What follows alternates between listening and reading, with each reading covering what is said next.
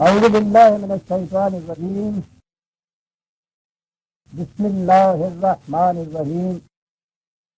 عزیزان من، آج اکتوبر 1972 کی 8 تاریخ ہے اور درس قرآن کریم کا آغاز سورہ الاعراف کی آیت 181 سے ہوتا ہے، 7/181۔ تجدید یادداشت کے لیے ملخصاً عرض کر دوں کہ پچھلے درس میں ایک ہی آیت ہمارے سامنے آئی تھی اور وہ ایک بڑے بنیادی سوال کو لیے ہوئے تھی۔ سوال یہ تھا کہ خدا کا انسان کے ساتھ تعلق کیا ہے۔ بتایا یہ گیا ہے قرآن کریم میں، جہاں تک ذات خداوندی کا تعلق ہے وہ تو انسان کے حیطۂ ادراک میں آ نہیں سکتی۔ خدا کیا ہے، کیسا ہے، اس کی کنو حقیقت کیا ہے، یہ نہیں سمجھا جا سکتا۔ البتہ اس نے اپنا تعارف کرایا ہے اپنی صفات کے ذریعے سے۔ وہ صفات سمجھ میں آ سکتی ہیں اور بات صرف سمجھ میں آنے کی نہیں ہے، اصل یہ ہے کہ انسان کے اندر خود انسانی ذات جسے کہا جاتا ہے، جو خدا کی عطا فرمودہ ہے، یاد رکھیے وہ خدا کی ذات کا حصہ نہیں ہے، جیسا کہ عام طور پہ وحدت وجود میں اور ہندوؤں کے یوگ میں یہ سمجھا جاتا ہے کہ انسانی ذات خدا کی ذات کا ایک حصہ ہے، وہاں سے الگ ہو کے یہاں آ گئی، اب وہ مادے کی دلدل میں پھنسی ہوئی تڑپ رہی، پھڑک رہی، رو رہی ہے، چیخ رہی ہے۔ وشنو از نئے کیوں حکایت می کند رومی کہتے ہیں، یہ غلط ہے۔ اور پھر ان کا یہ کہ غایت حیات یہ ہے، عشرت قطرہ ہے دریا میں فنا ہو جانا۔ یہ انسانی ذات کا جو اس ذات کا حصہ ہے، بس مادے کی دلدل سے نکل کر پھر اسی ذات کے اندر جا کر جذب ہو جانا، یہ مقصود حیات ہے۔ مینا سزت کو دائرہ اتنا عظیم پروگرام اس مقصد کے لیے بنانا کہ ایز یوزر ہو جائے، یہ مقصد کیا ہے؟ ذات خداوندی ایک مکمل ذات، وہاں سے کسی طرح سے ایک چھینٹے اڑے انسانوں کی ذات یہ دلدل میں آ کے پھنس گئی، اور اتنے لمبے چکر کے بعد یوگ کے اعتبار سے تو پتہ نہیں کروڑوں چکر کاٹنے پڑتے ہیں، یہاں بھی کچھ کم اس کے لیے نہیں کرنا پڑتا۔ تو مادے کی دلدلوں سے نکل کے پھر اس ذات کا ذات خداوندی میں جا کے جذب ہو جانا، یہ ہوا سارا پروگرام۔ یہ ہوا کیا؟ یہ ہے وہ بنیادی تصور جس شروع سے نجات کا مسئلہ ہمارے سامنے آیا۔ نجات تو ایک نیگیٹو چیز ہے، ایک منفیانہ تصور ہے، چھٹکارا پا جانا۔ عذاب میں پھنسا ہوا ہے، یہاں سے چھٹکارا پا گیا، پھر اس کے بعد ویسا ہی ہو گیا۔ تو یہ تو کوئی اچیومنٹ نہیں، قرآن نے کاز کہا ہے، اچیومنٹ کہا ہے، کچھ حاصل کرنا، کچھ بننا، آگے بڑھنا، ارتقائی منازل طے کرنا ہے۔ انسانی ذات جو خدا کی عطا کردہ ہے، نہ کہ ذات خداوندی کا ایک حصہ ہے، اس کے اندر بھی یہ امکانات ہیں کہ ان صفات خداوندی کو چھوڑ کر جن کا تعلق مثلاً ازلیت اور ابدیت سے ہے، اول اول والآخر جیسے، جس میں کوئی اور شریک نہیں ہو سکتا، ان صفات کو چھوڑ کر باقی صفات خداوندی علی حد بشریت انسانی ذات میں ان کی نمود ہو سکتی ہے۔ اور اب انسان کے لیے پروگرام جو دیا ہے قرآن نے اقدار خداوندی کے تابع زندگی بسر کرنے سے، یہ صفات ان صفات کا نمود ہوتا جاتا ہے انسان کے اپنے اندر۔ اور یہی وہ چیز ہے جو یہ پرکھنے کے لیے کہ میرے اندر یہ تبدیلی ہو رہی ہے یا نہیں، ایک خارجی معیار یا آبجیکٹو اسٹینڈرڈ کا کام دیتی ہیں، یہ خدا کی ایٹریبیوٹ یا صفات خداوندی۔ اگر انسانی ذات کے اندر اسی قسم کی صفات کی نمود ہو رہی ہے جو صفات خداوندی قرآن کریم نے الاسماء الحسنی کہا ہے جنہیں، تو اسے سمجھ لینا چاہیے کہ میری ذات میں ارتقاء ہو رہا ہے۔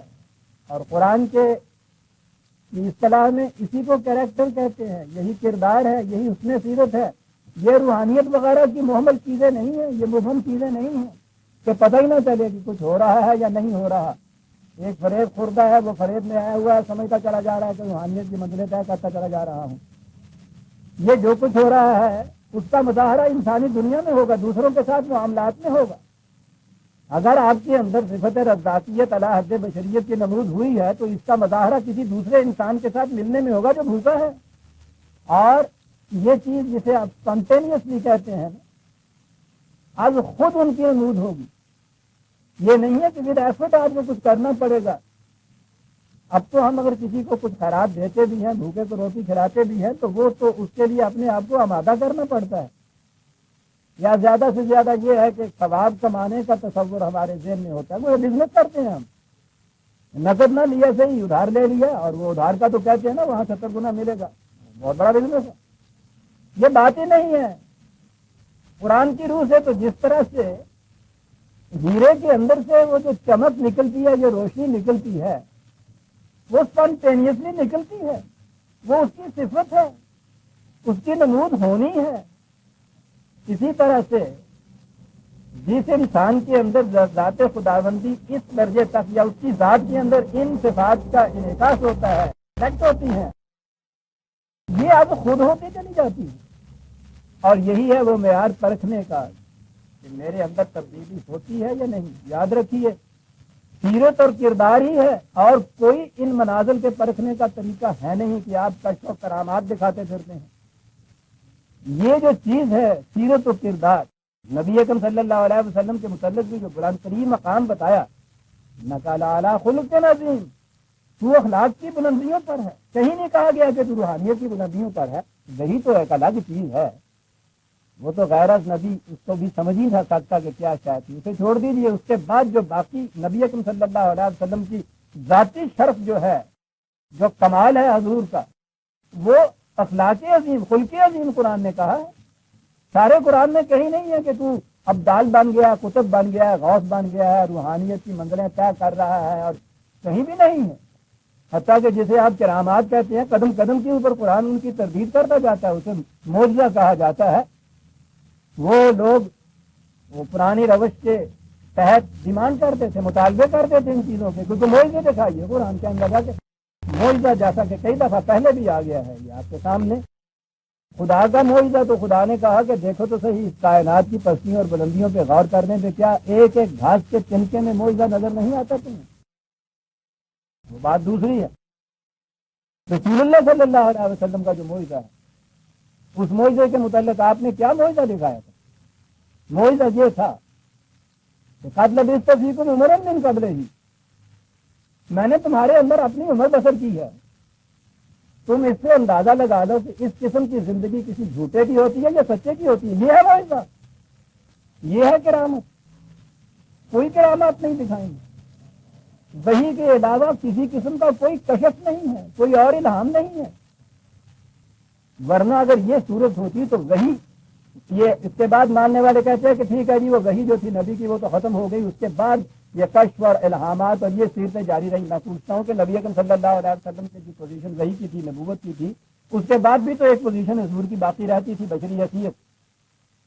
اگر یہ روحانیت کی ارتقاء کے یہ نتائج ہیں تو حضور سے بڑا ارتقاء روحانیت کس کو حاصل ہو سکتا تھا؟ جہاں وہ کشف ہونے چاہیے تھے، الہام ہونے چاہیے تھے، کرامات ہونی چاہیے تھی، کچھ نہیں۔ انا بشر مثلکم، باقی یوحا الیہ۔ عجیب سازشیں اس قوم کے ساتھ ہوئی۔ یوحا الیہ کی بات کبھی وہی تو بند ہو گئی ہے، اور اس کے بعد یہ سارا سلسلہ جو ہے وہ تمام جاری ہے۔ پھر میں دوہرا دوں کہ حضور کی جو حیثیت تھی کہ وہی خدا سے ملتی تھی، اس کے بعد حضور کی جو حیثیت تھی، پوچھیے روحانیین کے قائلوں سے کہ اس بشری حیثیت کے اندر حضور روحانیت کے تمہارے عقیدے کے مطابق بلند ترین مقام پہ تھے یا نہیں؟ تو انہوں نے اس کے علاوہ کوئی کشف کا، کسی الہام کا، کسی کرامات کا کوئی دعویٰ۔ انا بشر مثلکم، بشریت کے بعد یہ ہے بلند ترین معجزہ، میں نے تمہارے اندر اپنی عمر بسر کی۔ بتاؤ یہ زندگی کسی سچے کی ہو سکتی ہے یا جھوٹے کی ہو سکتی ہے؟ اور وہ لوگ کہ جنہوں نے کم از کم بڑی اور چھوٹی ملا کے سرایا وغیرہ 82 لڑائیاں لڑی 7 سال کے عرصے میں، مخالفت کی یہ کیفیت ان کی، لیکن یہ دعویٰ جو تھا اس کی صداقت کی، عظمت کی یہ کیفیت کہ ان کے ہاں کا بدترین دشمن بھی، اس نے بھی اس کے جواب میں یہ نہیں کہا کہ ہاں صاحب وہ بات ایسی ہے آپ کے اندر، جس سے ہم سمجھتے ہیں کہ کوئی شبہ ہے، ایک لفظ نہیں کہا.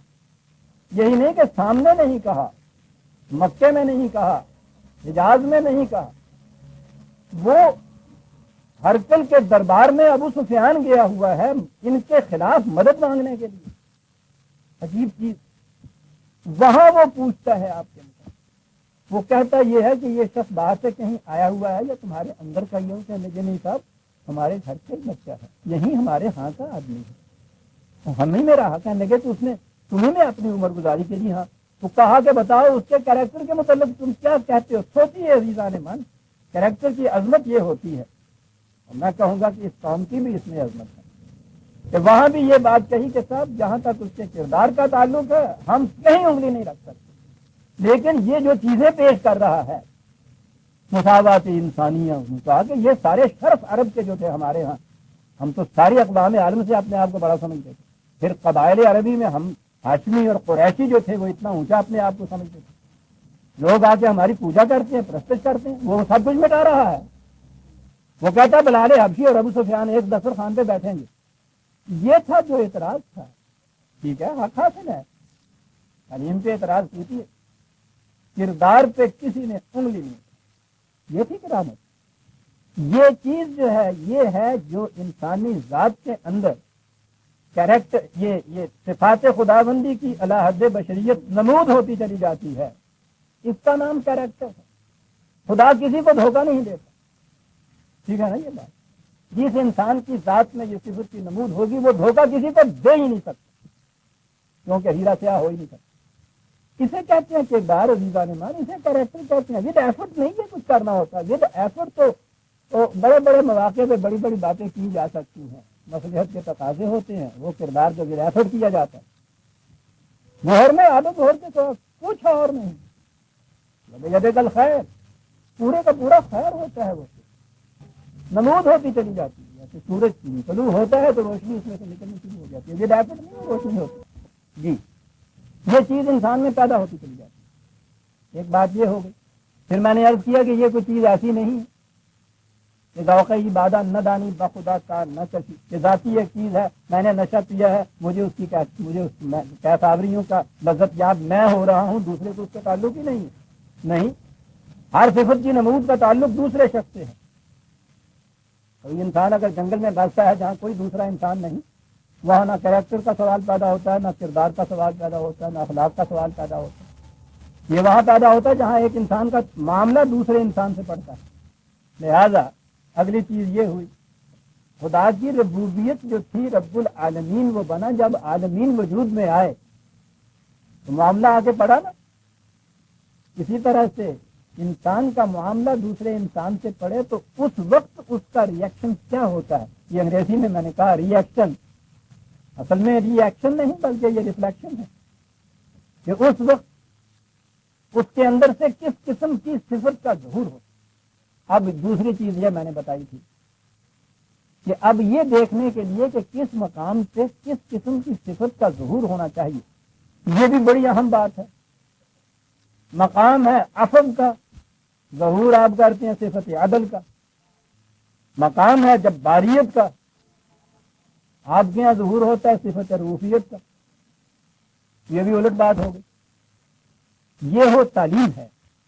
اور میں نے عرض کیا تھا کہ قرآن کریم میں اگر ہم دیکھیں تو واقعات کے تسلسل کے بیان کے بعد آخر میں جا کے خدا کی ایک صفت کا بیان ہوتا ہے، واللہ غفور الرحیم، واللہ رؤوف الکریم. یہ دیکھا نا آپ نے ایسی چیزیں آتی ہیں. غور سے اگر دیکھا جائے تو معلوم ہو جاتا ہے کہ پیچھے سے جس قسم کے واقعات آ رہے تھے، قرآن بتاتا ہے کہ اس قسم کی سچویشن جب تمہارے سامنے آئے تو اس قسم کی صفت کا ظہور ہونا چاہیے. یہ بڑی چیز قرآن میں غور و فکر اور ممارست سے یہ چیز پیدا ہو جاتی ہے کہ انسان یہ چیز بتا دے کہ اس قسم کا جو واقعہ ہوا ہے قرآن نے اس کے متعلق کیا کہا ہے کہ کس قسم کی صفت خداوندی کا اس وقت ظہور ہوتا ہے قرآن میں، اسی قسم کی صفت کا ظہور انسان سے ہونا چاہیے. یہ دوسری بات ہو گئی. اور تیسری بات تھی جو خاص طور پہ اس آیت میں کہی گئی تھی کہ وہ کتنا ہونا چاہیے. یہ جو صفات خداوندی ہیں کس حد تک ان کا ایک ظہور ہونا چاہیے. پیاسا ایک گلاس پانی کا پیے گا، 2 گلاس پانی کے پیے گا، اس کو اگر دریا میں ڈبو دیں گے تو وہی پانی جو اس کے لیے ممد حیات تھا، ہلاکت کا موجب ہو جائے گا۔ یہ کیا ہوا؟ تناسب جو ہے وہ قائم نہ رہا۔ یہ بڑی ضروری چیز، اسی لیے اس نے الاسماء الحسنی کہا ہے خدا سے۔ صفات خداوندی اس انداز سے صحیح پرپورشن لیے ہوئے جسے حسن کہتے ہیں، حسن نام ہی صحیح پرپورشن کا ہوتا ہے۔ اب یہ بڑی ضروری چیز ہے کہ جہاں جتنی اس صفت کے ظہور کی ضرورت ہے اتنی ہی ہو۔ مذاہب عالم کی ایک بنیادی غلطی یہ بھی ہوئی، قرآن نے کہا کہ انہوں نے کسی ایک صفت کو لے لیا خدا سے اور اس میں پھر چلے وہ ایکسٹریم کے اوپر، یعنی جسے کہتے ہیں نا ایک طرف کو نکل جانا۔ عیسائیت نے جیسا میں نے کہا تھا کہ رحم کی صفت کو لیا اور گاڈ از مرسی، یعنی بس مرسی اور کوئی صفت اس کے اندر نہ رہی۔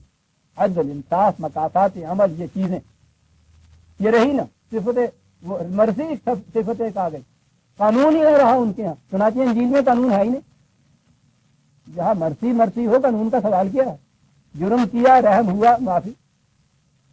نہ قانون، نہ ضابطہ، نہ قاعدہ، نہ عدالت، نہ سزا، نہ جزا، نہ مکافات، رحم، گاڈ از مرسی۔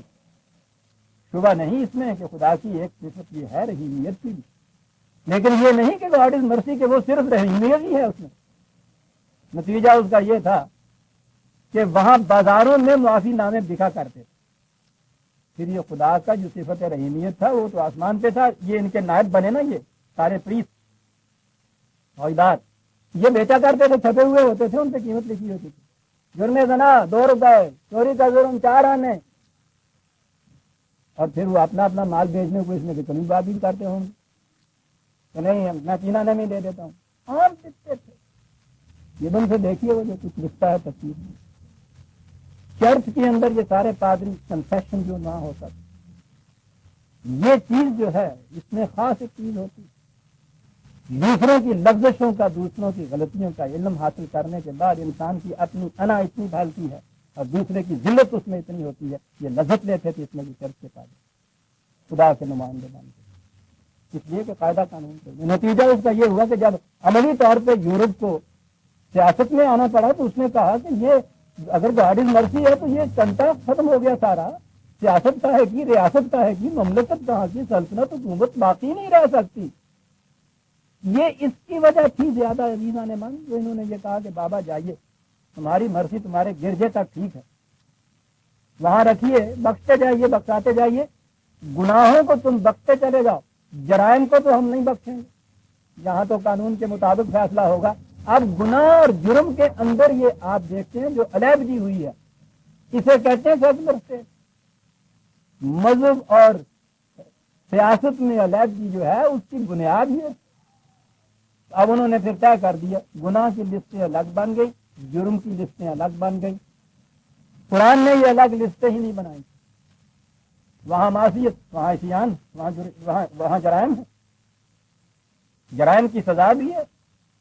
ایکسٹینویٹنگ سرکمسٹانسز اگر ایسے آ جاتے ہیں حلال کے جس میں ضرورت ہے کتنے ہی کچھ لینینٹ ویو لینا چاہیے اس کے اندر، اتنے حصے تک رحم دیا، اتنے حصے تک رحم دیا۔ اس لیے یہاں یہ 2 چیزیں الگ نہیں ہوئی۔ تو یہ چیز تھی جو آخری آیت میں قرآن نے کہی، اور اتنی شدت سے کہی کہ وَلِلَّهِ الْأَسْمَاءُ الْحُسْنَى فَادْعُوهُ بِهَا وَذَرُوا الَّذِينَ يُلْحِدُونَ فِي أَسْمَائِهِ۔ اس کی صفات جو ہیں وہ صحیح تناسب لیے ہوئے حسن کارانہ انداز سے کار فرما ہے۔ وہ لوگ کہ جو اس کے اسماء میں سے بعض کو لے کے اس میں ایک طرف تو نکل جاتے ہیں افراد تفصیل کے قصے میں، چھوڑ دو ان کو، قطع تعلق کرو، یعنی اتنے خطرناک وہ ہو جاتے ہیں، بڑی خطرناک چیز ہے یہ، چھوڑ دو ان کو، اور انہیں خود معلوم ہو جائے گا کہ ان کی اس غلط روش کا نتیجہ کیا ہے۔ معلوم ہو گیا یورپ کو، اور چونکہ یورپ جو تھا اس کا تمدنی تاثر دنیا کی باقی ممالک کے اوپر بھی تھا جو ان کی معصوم تھی، اس لیے یہ چیز بھی عام ہو گئی ہوئی ہے۔ سیکولرزم جو ہے اسٹیٹ کی آج عام دنیا کا نقشہ ہو گیا، مسلمانوں کے ممالک میں بھی یہی کیفیت ہے۔ یہ اس کا نتیجہ تھا، اس نے کہا تھا کہ یہ ایسی چیز ہے کہ نظر آ جائے گا اس کا نتیجہ کیا ہے، نتیجہ اس کا نظر آ گیا۔ اور جو ہی آپ نے ریاست کو، سلطنت کو اخلاقیات سے الگ کیا، میکیاویلیزم ساری دنیا میں پھیل گیا۔ اب پرائیویٹ اخلاق اور پبلک اخلاق الگ الگ ہو گئے ہوئے. یہ یورپ کے بڑے بڑے محترم فلاسفر اور سیاستدان اس کا وہ قول ہے ہوگا کہ جو کچھ ہم سلطنت کے لیے کرتے ہیں اپنی ذات کے لیے کریں تو سب سے بڑے شیطان کہلائے. بالکل ٹھیک. سوچیے نا وہ جو ہوتا کہتا ہے کہ شریف آدمی کا کام ہی نہیں کہ سلطنت کے معاملات کو چلا سکے، اس لیے کہ اس میں بعض اوقات اس حد تک جانا پڑتا ہے جہاں شرافت مانے ہوتی ہے. دو چیزیں الگ الگ ہو گئی. یہ اس کی وجہ سے قرآن نے کہا اس کا نتیجہ سامنے آ جائے گا. صحیح انداز کیا ہے؟ وَمِمَّنْ خَلَقْنَا، اگلی آیت آ گئی ہمارے پاس. کیا رب تھا قرآن سے؟ وَمِمَّنْ خَلَقْنَا أُمَّةٌ يَهْدُونَ بِالْحَقِّ، اور اگلی چیز ہے وَبِهِ يَعْدِلُونَ. پہلے بھی یہ آیت آئی تھی ایک اور کانٹیکسٹ میں آئی. کہا یہ چیز تو مذہب پرست سب کا کرتا ہے، لیکن ہمارے پیدا کرتا ہوا انسانوں میں وہ گروہ بھی ہیں جن کی کیفیت یہ ہے کہ وہ الحق کے مطابق وہ لوگوں کی رہنمائی کرتے ہیں. یہ ہے الحق. یہ جب بھی یہ الفلام لگتا ہے ان کے ساتھ، جب یہ ڈیفینٹ بنتی ہیں یہ چیزیں معرفت جسے آپ کہتے ہیں، الحق وہی ہے خداوندی کی کہتے ہیں. جیسے العلم بھی اسی کو کہتے ہیں. حق تو مختلف مقامات پر ہوگا نا، ٹروتھ، لیکن ٹروتھ جو ہے وہ صرف وہی کا نام ہوتا ہے. وہی خداوندی کے مطابق وہ لوگوں کی رہنمائی کرتے ہیں. اور اگلی چیز ہے وَبِهِ يَعْدِلُونَ، لفظ عام ترجمہ ہوا اور اسی کے مطابق عدل کرتے ہیں. اب یہ دونوں باتیں اس میں آ گئی. میں نے پہلے یہ بتایا تھا کہ یہ جسے ہم عدالتی عدل کہتے ہیں یہ اس کے لیے بھی بڑی عظیم آیت ہے. ہمارے ہاں عدل کی ڈیفینیشن یہ ہے کہ سلطنت کے مروجہ قانون کے مطابق اگر فیصلہ ہو جائے تو وہ عدل ہوتا ہے. اسی کو عدل کہتے ہیں. اس کے خلاف اپیل ہی کہیں نہیں ہو سکتی. جسٹس یہ ہے جو قانون ہے اس کے مطابق فیصلہ کر دینا. یہ بڑے سے بڑے ججز اور یہ سپریم تک کورٹ تک کے جو چیف جسٹس بھی ہیں انہیں بھی یہ اعتراف کرنا پڑتا ہے کہ یہ ٹھیک ہے قانون تو آپ جو کہہ رہے ہیں بحث میں جس میں ڈیفیکٹ ہیں، لیکن ہمارا کام قانون کو بدلنا نہیں. وہ تو جو ہمیں قانون دیا جاتا ہے ہمارا کام اس کے مطابق فیصلہ کرنا ہے. اسے ہی جسٹس کہا جاتا ہے. قرآن کہتا ہے کہ یہ تو تم یہ کہہ رہے ہو قانون کے مطابق فیصلہ کرنا جسٹس ہے، لیکن اگر قانون ہی ظلم کے اوپر مبنی ہو تو پھر اس قانون کے مطابق فیصلہ جسٹس کیسے ہو جائے؟ بڑی اہم بات ہے. اس لیے اس نے یہ کہا ہے، یہی نہیں کہا کہ یعدلون کہ وہ عدل کرتے ہیں، کہا وہی یعدلون، یہ الحق جو ہے اس کے مطابق عدل کرتے ہیں. اور یہ وجہ ہے جسے آپ اسلامی مملکت کہیں گے، یاد رکھیے ذہن میں مسلمانوں کی مملکت نہ لے آیا کیجیے جب اسلامی کہا جائے تو.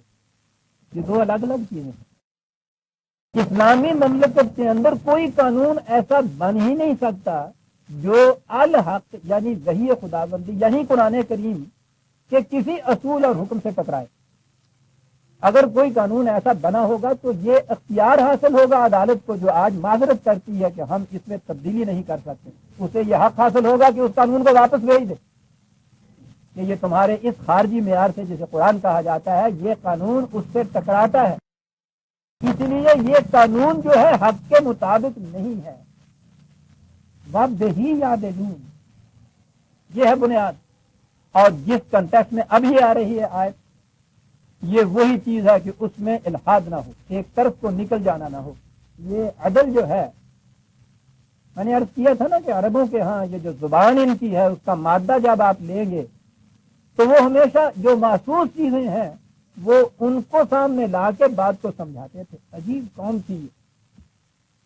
عدل کے معنی ہیں وزن کا برابر کر دینا. سمجھانے کے لیے یہ لفظ وہ کہاں بولتے تھے؟ یہ آپ نے گدھوں پہ یہ بوریاں لدی ہوئی دیکھی ہوں گی، وہ دونوں طرف جو ایک ایک بوری ہوتی. پنجابی جو چھٹ کہتے ہیں، معلوم نہیں کیا کہتے ہیں اسے آپ کی، وہ جو دونوں طرف بوری لگی ہوئی ہے. وہ بوریوں کی صورت یہ ہے کہ اگر تو وہ بالکل ٹھیک ٹھیک دونوں کا وزن برابر ہو، نہایت آرام سے وہ جانور بھی چلتا ہے، وہ سامان بھی بڑی آرام سے منزل تک پہنچتا ہے. اس میں کسی ایک طرف وزن جو ہے ذرا سا زیادہ کر دیجئے اور اس کے بعد دیکھیے پہلے تو اس جانور کی شامت کیا آئی ہوئی ہوتی ہے بیچارے، وہ دیکھیے پھر وہ چلتا کیسے، کس مصیبت میں پھنسا ہوا ہوتا ہے، وزن اتنا ہی ہوتا ہے بلکہ شاید کم ہی ہو، اس سے چل ہی نہیں سکتا۔ اور پھر جب وہ 2-4-10 قدم چلنے کے بعد کسی ناہمواری کی بنا کے اوپر وہ جب سامان نیچے گرتا ہے اور چراہے میں گرا ہوا ہوتا ہے وہ تو بچ جاتا ہے مواشی، 2-4 گھنٹے تو وہ گدھا کھاتا ہے، ایک طرف ہو جاتا ہے۔ گدھے کی جب بجائے وہ گدھے والا کھڑا جو ہوتا ہے ساری دنیا اسے گدھا کہہ رہی ہوتی، اور وہ خود جو سامان ٹوٹا ہوا کیا ہوا ہے یہ جو ان گونیوں کا ان گوریوں کا اس طرح ٹھیک ہونا ہے وزن میں برابر برابر کہ ذرا سا بھی ادھر ادھر نہ ہو، اسے وہ عدل کرتے، اندازہ لگا دیجیے قوم کیا ہے۔ لیکن اس کا کوئی معیار ہونا چاہیے کہ کتنا اس کے اندر بھر دیا جائے، یہ تھوڑا ہے کہ صرف برابر ہونا ہی کافی، بہی یاد لوں اس کے مطابق برابر برابر کیا جائے۔ یہ ہے صفت خداوندی کا ظہور جو انسان کی ذات کے اندر سے ہونا چاہیے کہ وہ اس طرح سے عدل کے ساتھ ان کی نمود ہو، جتنی جہاں ضرورت ہے اتنی ہی اس کی وہاں نمود ہو۔ رزاقیت جو تھی اس کے متعلق وہاں کا عدل یہ تھا وَكُلَا مِنْهَا رَغَدًا، ایسے کہتے خدا کی رزاقیت تو آپ سمجھتے ہیں، نہیں رازق نہیں رزاق کہا اس نے، سیغہ مبالغے کا، بہت بڑا رزق دینے والا۔ لیکن وہ صفت رزاقیت جو ہے اس کی نمود کیا ہے؟ یہ وہ آدم جیوں میں آسانیوں کے اندر ہے، یہ تو کہتے ہیں خدا رزاق ہے، اس نے یہ دیا ہوا ہے، یہ بھائی خاندان جو بنے ہوئے، اس نے کہا کہ نہیں کھاؤ پیو جہاں بھوک لگے وہاں ملے گا ہمارے ہاں سے، لیکن صرف پیٹ بھرنے کو ملے گا، پیٹ کے اوپر باندھنے کو نہیں ملے گا۔ اب ہر شخص کو پیٹ بھرنے کو مل جائے، یہ بہی یادلون ہوا۔ خدا کی صفت رزاقیت میں تقسیم رزق اس بنا پہ کہ جتنی کسی کو ضرورت ہے اتنا ہی ملے، کم ملے گا تو بھوکا رہ جائے گا، وہ رازق نہ رہا، زیادہ مل جائے گا تو یہ جو ہے رغدن صرف پیٹ بھر کے ملے گا، اس سے زیادہ ہو گئی یہ صفت، یہ الحاد ہو گیا۔ اب آپ نے دیکھا کہ جب انسانوں سے ان صفات کی نمود ہوگی تو نقشہ کیا بنے گا؟ اگر یہ کیفیت ہے کہ کوئی بھوکا سو جاتا ہے رات کو تو یہ مملکت، اس کے چلانے والے افراد، یہ معاشرہ، یہ مومنین کی جماعت صفت رزاقیت کی حامل نہ رہی، اور اگر دیا انہوں نے فراوانی سے لیکن تقسیم کی یہ صورت ہوئی کہ وہاں تو وہ ایک مل لگ گئی اور یہاں جو ہے چرخہ بھی نہیں ہے، تو یہ عدل نہ رہا، یہ بھی غلط ہو گیا۔ میں مثال دے رہا ہوں، اس خوبصورتی سے بات سمجھا گیا قرآن یہاں کہ صفات کی نمود کی بھی یہ کیفیت ہونی چاہیے، وَبِهِ يَعْدِلُونَ، وہ اسی الحق کے مطابق عدل قائم کرتے ہیں، جسے مساوات کہا جا رہا ہے۔ یہ مساوات والی بات یوں نہیں ہے، وہ تو دی جائے تو وہ تو عدل ہی نہیں رہتا، یعنی جسے وہ 4 روٹیاں کھانے سے پیٹ بھرتا ہے، ایک ایسا ہے کہ وہ ایک ہی روٹی، تو اگر آپ مساوات میں یہ 5 ہو گئی نا، 2.5 روٹیاں دونوں کو دے دے، یہ عدل ہوا؟ اس سے زیادہ ظلم کیا ہے؟ وہ بھوکا اور اس کے بعد 1.5 جو بچ گئی اب وہ ضائع ہو رہی ہے، کتوں کو ڈالا، وقت ہی یاد ہے۔ کیا کہوں گے حضران، ایسے موقع پہ بے ساختہ زبان سے آتا ہے کہ یہ جو چیزیں ہمارے پاس حروف اور نقوش اور الفاظ کی شکل میں ہیں، کہیں یہ محسوس کہہ کر اختیار کر لے، کبھی یہ حقیقت مستدر نظر آنے واقع کبھی تڑپ کے مر گیا تھا، سجدے سنبھال کے رکھے ہوئے تھے کہ ہزاروں سجدے تڑپ رہے ہیں میری زمین میں، اگر یہ عدل عزیزان من کہیں اس کی نمود ہو جائے تو یہ جو سنبھالے ہوئے سجدے ہیں تڑپ تڑپ کے باہر ود ایفرٹ نہیں، خود بخود آ جائے، میری نگاہ نے جھک جھک کے کر دیے سجدے، جہاں جہاں سے تقاضا ہے حسن یاد، بات نہیں یاد ہے، یہ ہے الحق کے مطابق عدل کرنے کی بات۔ یوں ان صفات خداوندی کی نمود ہوگی ان بندوں کے اندر اور یوں ان صفات کا مظاہرہ عملی ہوگا اس معاشرے کے اندر جو ان انسانوں کے ہاتھوں سے متشکل ہے۔ والذین کذبوا بآیاتنا، اب اس کے الرغم دوسری جماعت ہے۔ میں نے عرض کیا تھا اگرچہ تکذیب کے معنی ٹھیک ہے، کسی چیز کے مطابق عمل نہ کر رہا، لیکن تکذیب اور کفر میں نے کہا تھا ایک فرق ہوتا ہے۔ کفر تو اعلانیہ انکار ہوتا ہے کہ نہیں ہم اس چیز کو مانتے نہیں، ٹھیک ہے۔ یہاں آتے ہی اگر یہ کہہ دیا جاتا کہ صاحب یہ اسلام جسے کہہ رہے ہیں اس کے مطابق چلنا ہمارے بس کی بات ہے نہیں، مملکت سیکولر ہوگی، یہ کفر ہوتا ہے، اعلان ہوتا ہے، اس کے مطابق تم کچھ کرتے، کفر بھی اپنے نتیجے رکھتا ہے، یہ تو ہو جاتا ہے۔ اور اگر یہ دعویٰ تھا کہ واقعی یہ اسلام کے لیے حاصل کی ہے، اسلام یہاں ہو، تو پھر یہ چیز جو تھی، یہ جو کہا ہے قرآن نے اس کے مطابق وہ بننا، تو اس کا تو نتیجہ آپ سوچ سکتے ہیں کیا ہوگا، یہ ایمان ہوا۔ اب وہاں یہ انکار بھی نہیں کیا، ہر آئین کی پیشانی پہ سب سے پہلے لکھا جاتا ہے اسلامک بھی ہوتا ہے، کیفیت یہ ہے کہ اس کے بعد ہوتا جو ہے سب کچھ اسلامک ہوتا ہے، اسے تکذیب آیات ہے۔ ان کا اقرار تو کرنا کہ ہاں ہم یہ مانتے ہیں، لیکن عملاً جھٹلانا اس کو، آج ان کی کیفیت یہ ہوگی والذین کذبوا بآیاتنا، انجام ان کا عزیزان من، عجیب لفظوں میں ہے عجیب۔ میں نے کہا تھا نا کہ یہ زبان کا اعجاز بھی ہمارے سامنے قدم قدم پہ آتا ہے قرآن میں۔ اب دیکھیے گا، پہلے اس بات کو سمجھ لیجیے، قرآن کریم بتاتا ہے کہ قوموں کی زندگی میں، اگرچہ افراد کی زندگی میں بھی، لیکن قوموں کی زندگی میں بدرجہ اولا غلط روش کا نتیجہ فوراً سامنے نہیں آ جاتا، وہ آہستہ آہستہ آہستہ آہستہ آگے چلتی ہے، کیوں؟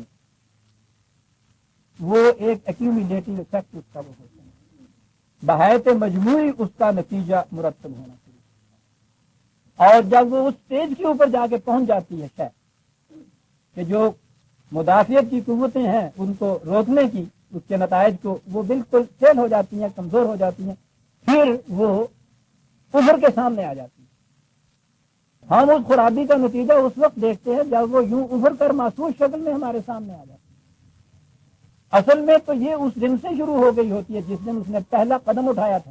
وہ جو سریع الحساب اپنے آپ کو کہتا ہے نا، وہ یہ ہے کہ پہلا دن جو قدم غلط اٹھا ہے اس کا یہ نتیجہ جو تھا یہ تو اسی وقت مرتب ہونا شروع ہو گیا۔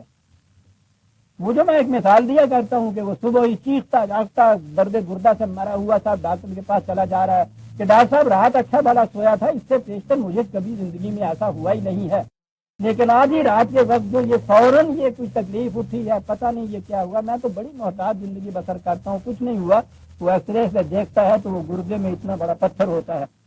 وہ یہ تو ہوتا نہیں کہ ایک دن میں وہ کہیں سے باہر سے وہ پتھر کسی نے اندر داخل کر دیا۔ وہ ڈاکٹر بتاتا ہے کہ یہ تو 4 سال ہو گئے تھے، ریت کے ذرے تمہارے گردے کے اندر ایکیومولیٹ ہوتے چلے جا رہے تھے، تم نے احتیاط نہیں برتی، شروع میں ایگزامینیشن اگر اس کا ہو جاتا تو معلوم ہو جاتا، وہیں اس کا ازالہ ہوتا، بڑا آسان تھا۔ اب یہ آہستہ آہستہ پتھر بن گیا، اب جو اس کی یہ کیفیت پیدا ہو گئی، آج تو تمہیں آج پتہ لگا اس کا۔ یہ جو یوں ہے یہ بتدریج آہستہ آہستہ وہاں جاتا ہے، اور اس پروسیس سے یہ بھی اس کی صفت روحیت اور رحیمیت ہے، اور وہ یہ ہے کہ اس سے مہلت کا وقفہ جو درمیان میں ملتا ہے اس سے امکان ہوتا ہے کہ انسان اس کا ازالہ کر لے، اس کا علاج کر لے۔ علاج کر لے تو بڑا آسان ہوتا ہے۔ یہ مہلت کا وقفہ انسانوں کے لیے واقعی اس کی صفت رہی ہے، لیکن یہ چیز انسان تو اس کے ہاں کی ہر رحمت جو ہے اس کو کسی نہ کسی طرح سے رحمت بنا کے چھوڑتا ہے۔ تنکیہ اس نے دیا تھا کہ فالج کا مریض ہو جائے، اگر فوری حرارت پیدا کرنی ہے اس کے لیے تو وہاں دیجیے 3 قطرے، یہ خودکشی کرنے کے لیے استعمال کرتا ہے، دوش دیتا ہے اس کے اوپر کہ جی اس نے ایسی چیز پیدا ہی کیوں، اس نے پیدا تمہارے لیے کی تو خودکشی کرو، اس نے تو ہلاکت سے بچانے کے لیے کی۔ یہی جو مہلت کا وقفہ ہے، میں نے کہا کہ یہ کتنی صفت ہے اس کی رحیمیت کی کہ بچ جاتا ہے آدمی۔ اسی مہلت کے وقفے سے انسان کی کیفیت یہ ہے کہ بھول جاتا ہے اس چیز سے کہ قانون مکافات عمل بھی کوئی شے ہے، جب اسے کہا جائے کہ صاحب یہ کھانے سے یہ کچھ ہوتا ہے، وہ دوسرا اس کے پاس کھڑا اور جی نہیں یہی کوئی گل نہیں آ گئی وہ ساری جو اسی تو جی مدتا ہوئی ہے کچھ کرتے رہنے آ گیا کچھ بھی نہیں ہوتا ہے گا جناب یہ کیا نا کچھ بھی نہیں ہوتا ہے، یہ بنیادی جو قانون مقافات عمل ہے اس کا انکار ہے۔ یہ غلط ہے کہ جو آپ کرتے ہیں اس سے کچھ نہیں ہوتا، ہر عمل سے کچھ ہوتا ہے، غلط عمل سے کچھ غلط ہوتا ہے۔ مہلت کا وقفہ اس نے اس لیے دیا تھا کہ سنبھل جائے، علاج ہو سکتا، بازآفرینی ہو سکتی ہے، واپس آ سکتے ہو، توبہ ہے یہ اس لیے دیا تھا۔ وہ اس سے غلط فائدہ اٹھاتے ہیں۔ یہ جتنی اس قسم کی یہ تباہیاں آ رہی ہیں نا، میں کہوں گا یہی جو مہلت کا وقفہ ہے یہ اس سے اس کی غلط نگہی یا اس سے غلط فائدہ اٹھانے کی بنا پہ یہ کچھ ہوتا ہے۔ اسی لیے لوگ تنگ آ کے یہ کہا کرتے ہیں کہ صاحب یہ وہ ظالم کا وہ ٹینٹوا کیوں نہیں دبا دیتا اللہ میاں؟ وہ ٹینٹوا تو دباتا ہے لیکن وہ ادھر ظلم کا پہلا قدم اٹھا ادھر ٹینٹوا دبایا یہ نہیں کرتا، وہ اس کو سمجھاتا جاتا ہے کہ نہ کرو اس کا انجام خراب ہوگا۔ یہ جو اس طرح سے لے جانا ہے نا درجہ بدرجہ قدم بقدم، عزیزان من دیکھیے لفظ بھی وہی ہے درجہ اور اندازہ لگائیے صوتی اعتبار سے، یہ زبان عجیب ہے، کسی دن اگر وقت ہوا تو میں عبارت کروں گا، صوتی اعتبار سے اپنے معنی کو کس طرح سے یہ بیان کر جاتی ہے۔ کہنا یہ تھا نا کہ اس طرح سے لے جاتی ہے، یوں لے جاتی ہے درجہ بدرجہ۔ لفظ یہ ہے والذین کذبوا بآیاتنا سنستدرجهم من حیث لا یعلمون، یہ لفظ جو ہے سنستدرجهم، اسے آپ ذرا جلدی سے پڑھ کے دیکھیے، پڑھا ہی نہیں جاتا۔ آپ دیکھتے ہیں اس کے اندر آپ کو خود درجے بتا رہا ہے، یہ اس لفظ کے بولنے میں آپ دیکھتے ہیں کہ اس میں وقت آتے ہیں سنستدرجهم، وہ اور وقفے کی یہ تو کہتی ہے درجہ تو کبھی کے ڈنڈے میں کہنے نہیں، کبھی بھی ہو سکتا ہے کہ پہلے درجے سے آپ یوں اور یوں کیے بغیر یوں چلے جائیں، جا ہی نہیں سکتے۔ اسی طرح سے اس لفظ کو یوں پڑھ بھی نہیں سکتے۔ سنستدرجهم کیسے لے جاتے ہیں؟ من حیث لا یعلمون، ایسے عجیب طریقے سے غیر محسوس انداز سے کہ یوں نظر بظاہر معلوم نہیں ہوتا کہ یہ ہو رہا ہے۔ بعض چیزیں ایسی ہوتی ہیں کہ ویسے بظاہر معلوم نہیں ہوتی کہ ہو رہا ہے۔ اکثر کا شعر کے ساتھ ساتھ زبان پہ آ گیا کہ محبت اس طرح معلوم ہو جاتی ہے دنیا کو کہ یوں معلوم ہوتا ہے نہیں معلوم ہوتی ہے۔ من حیث لا یعلمون، معلوم نہیں ہوتا۔ ڈاکٹروں کے ہاں کا ایک فکرہ ہے بڑا عجیب ہے، وہ کہتے ہیں تبدیل کی کیفیت یہ ہوتی ہے کہ ابتدائی سٹیج میں اس کی تشخیص مشکل ہوتی ہے، علاج بڑا آسان ہوتا ہے، اور آخری سٹیج میں اس کی تشخیص بڑی آسان ہوتی ہے، علاج بڑا مشکل ہوتا ہے۔ بڑی عجیب چیز ہے من حیث لا یعلمون۔ تبدیل کی ابتدائی سٹیجز تشخیص مشکل سے ہوتی ہے۔ میں اب نہیں کہہ سکتا کہ کل ہی کوئی ڈاکٹر صاحب کہے کہ نہیں صاحب اب تو وہ خون کے اندر جراثیم سے ہم پتہ لے سکتے ہیں، شاید یہ اس زمانے کا قول ہو جب ابھی وہ خون کے ایگزامینیشن کی چیزیں نہیں یاد ہوئی تھی ان کے ہاں، لیکن ہے ان کے ہاں کہ یہ ایک بلند ڈاکٹر کا ہی قول، بڑا عمدہ قول۔ من حیث لا یعلمون واملی لہم، یہ بات آگے جو میں کہہ رہا تھا کہے کے لیے یہ ہے آہستہ آہستہ غیر محسوس طور پہ وہاں لے جا رہا ہے۔ واملی لہم، ان کو مہلت دے۔ یہ وہ جو ہے نا تڑپ انسان کے اندر بےتابی عشق، وہ جو غالب کہتا ہے عاشقی صبر طلب اور تمنا بےتاب، مظلوم چاہتا یہ ہے کہ صاحب جس وقت اس ظالم کا ہاتھ اٹھے اسی وقت ہاتھ قلم کر دیا کہا نہیں، اس طرح سے اس کے لیے باز آفرینی کا موقع نہیں رہے گا۔ وَأُمْلِي لَهُمْ، یہ لام جو ہے عربی جاننے والے جانتے ہیں یہ فائدے کے لیے آتا ہے، لہم جو ہے مہلت دے، یہ ان کے فائدے کی بات ہے، ان کے فائدے میں، اور یہ سمجھ رہا کہ اس کے یہ معنی نہیں ہے کہ اب چھوٹ دے دی اب کچھ ہوگا ہی نہیں بس بچ گئے۔ انا قیدی متین، جاننے والے جانتے ہیں یہ انا یہاں جو آیا ہے کیا معنی رکھتا ہے، یقینی بات ہے، یہ حقیقت ہے، یہ کبھی اس کے خلاف نہیں ہوگا۔ ہوگا کیا؟ ہماری تدبیر بڑی محکم تدبیر ہے، بڑی مضبوط، لیکن آپ دیکھیے کہ یہاں مضبوطی کے لیے محکمیت کے لیے متین کا لفظ ہے، آپ کے یہاں بھی ایک متین کا لفظ استعمال ہوتا ہے، بڑا سنجیدہ، بڑا متین، ٹھنڈا ہوتا ہے وہ دماغ کا، لیکن کمزور نہیں ہوتا، متین، متانت ہے اس کے اندر، جلدی سے بھڑک نہیں اٹھتا، لیکن یہ بات بھی نہیں ہوتی ہے کہ گرفتی اس کی نام، گرفت تو اس کی نہ بادشاہ ربے کا شدید سخت ہوتی ہے، لیکن ہوتی ہے بڑی نرم راؤ کی، آہستہ چلنے والی چیز، انا قیدی متین، بڑا محکم ہے، ہماری نرمیوں کی طرف نہ جائیے گا، انا بادشاہ ربے کا شدید، لیکن ہوتا ہے یہ اسی طرح سے بتدریج، غیر محسوس طور پر۔ دوسرے مقام پہ قرآن کریم نے ان چیزوں کو، یہ جو میں نے لفظ غیر محسوس کا ہے، اسی طرح سے اس کو ادا کیا ہے، بڑے خوبصورت انداز ہے اس کا۔ 21/11، 21/11، 11 اور اس سے آگے آیا نکال لیجیے۔ وَكَمْ قَصَمْنَا مِنْ قَرْيَةٍ كَانَتْ ظَالِمَةً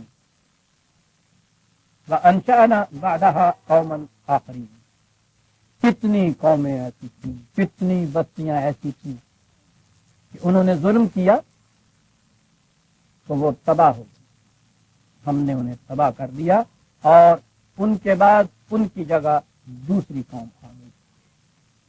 اور قرآن نے یہ استدلال قومی کا جو قانون بتایا، اس میں یہ کہا کہ وہ آنے والی قوم انہی جیسی نہیں ہوتی، اس سے بہتر ہوتی ہے، جبھی وہ اس کی جگہ لیتی ہے۔ کتنی قومیں، کتنی بستیاں تباہ ہو گئی۔ بات یہاں سے کہا فلما احسوا بأسنا، یہ ہے لفظ جس کے لیے میں نے یہ آج سامنے لایا، کہا کہ ان کی تباہی جو تھی غیر محسوس شکل میں چلی آ رہی۔ فلما احسوا، جب وہ محسوس شکل میں ان کے سامنے وہ آئی، یعنی وہ چلی آ رہی تھی ان کے ساتھ ساتھ، یہ اس مہلت سے فائدہ نہیں اٹھاتے۔ فلما احسوا، جب وہ محسوس شکل میں یوں سامنے آئی، کیا انداز ہے، اذا هم منها يركضون، اور دیکھا انہوں نے کہ بھوت ہے، بھاگے اٹھ کے جا۔ میں کر رہا ہوں قرآن کریم کو، یہ اتنی سی عربی عزیزان مان کچھ مشکل نہیں ہے، چند مہینوں میں آ جاتی ہے اتنی سی عربی، وہ آپ کیجیے، پھر آپ دیکھیے خود اس زبان سے جو آپ کو ایک عجیب کہتی ہے تو لطف ملے گا۔ باسنا اذا هم منها، یہ دیکھیں گے کہاں اذا آیا ہے، یہ اذا هم منها يركضون، اذا هم منها يركضون، حالانکہ یرکضون میں ہم آ جاتا تھا، ہے تو بات ہے، اور درسگاہ وہ بن جائے کسی طرح تو پھر قرآن کو یوں بھی سمجھاؤں۔ آئی سامنے محسوس شکل میں تو اٹھ بھاگے، وہی جو اذا هم منها يركضون، بھاگے اٹھ، دوڑ رہے ہیں وہ تیزی، بچ جائیں۔ کہا کہ وہ دوڑ رہے ہیں اور پیچھے سے ہمارا قانون مقاصد عمل آواز دے رہا ہے، لا ترکضوا، مت بھاگو، کھڑے ہو جاؤ۔ وہ پولیس مین نے سیٹی دی، کیا مہاکاتی انداز ہوتا ہے قرآن کا، رک جاؤ، کھڑے ہو گئے، کیا وہیں کھڑے ہو گئے؟ پولیس والا اس کو پھر جائے وقوع پہ لاتا ہے نا، پہلی بات یہ ہوتی ہے مجھے ان کو پکڑ کے چلو جہاں یہ چوری کی، ورجو، واپس چلو، کہاں واپس چلیں گے؟ الی ما اترفتم فیہ، وہاں چلو جہاں تم دوسروں کی کمائی پر عیش اڑایا کرتے، چلو، ومساکنکم، چلو ان محلات، دو دو مربعوں کے اوپر ایک ایک بنگلہ بنا، چلو، اگر کہے کے لیے وہاں چلیں، کیا مقصد ہے؟ آپ دیکھیں گے کہ کسی پولیس کے ساتھ جو ہوتا ہے وہاں کیا ہوتا ہے، یہ ہوتا ہے نا کہ انٹروگیشن جسے آپ کہتے ہیں، پوچھ گچھ، یہ ہوتا ہے۔ چلو وہاں کیا ہوگا جی، لعلکم تسألون، تاکہ وہاں تم سے پوچھا جائے کہ یہ کہاں سے لیا۔ اس انٹروگیشن میں ضرورت ہی نہیں کہ تشدد کیا جائے یا کچھ کیا جائے، وہ تو ایسی چیز ہوتی ہے، وہ تو جو چپ رہے گی زبان خنجر لہو پکارے گا آپ کی، وہاں تو قرآن کے الفاظ میں زبانیں اگر رکیں گی تو ہاتھ بینگوائیں گے، وہاں یہ چیزیں خود پکار اٹھی کہ اس نے کہاں سے۔